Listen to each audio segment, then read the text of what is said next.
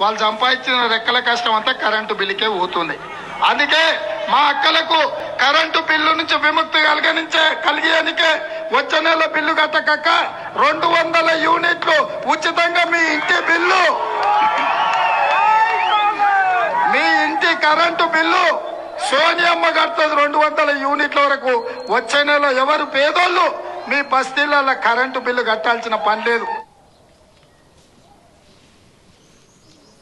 Current bill ఎన్నికల టైంలో సోనియమ్మ కడుతుందని చెప్పిన సందర్భంగా 200 యూనిట్ల కరెంటు బిల్లు ఇది 2వ నెల అయింది ప్రభుత్వం వచ్చిన తర్వాత.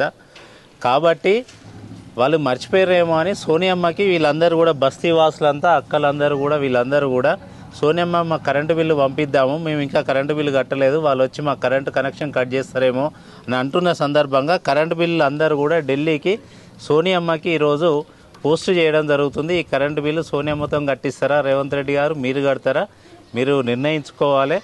పక్క రాష్ట్రంలో కర్ణాటకలో ఎట్లయితే కరెంటు బిల్లులు కడుతున్నారో అందరి కరెంటు బిల్లులు అద్దెకున్నోళ్ళైనా ఉన్నోళ్ళైనా లేనోళ్ళైనా ఏ కండిషన్ లేకుండా కర్ణాటకలో ఎట్లయితే కరెంటు బిల్లు కడుతున్నారో ఆ విధంగా తెలంగాణ రాష్ట్రంలోని అన్ని గృహాలకు కూడా ఉన్న కరెంటు బిల్లులు మీరు కట్టాలని ఈ సందర్భంగా డిమాండ్ చేస్తూ ఈ సందర్భంగా ఈ బస్తీ నుంచి నాగోల్లో నుంచి ఈ బస్తీ నుండి అందరం కూడా ఈరోజు ఇక్కడ కరెంటు బిల్లు సోనియమ్మకి ఢిల్లీకి పోస్ట్ చేయడం జరుగుతున్నది.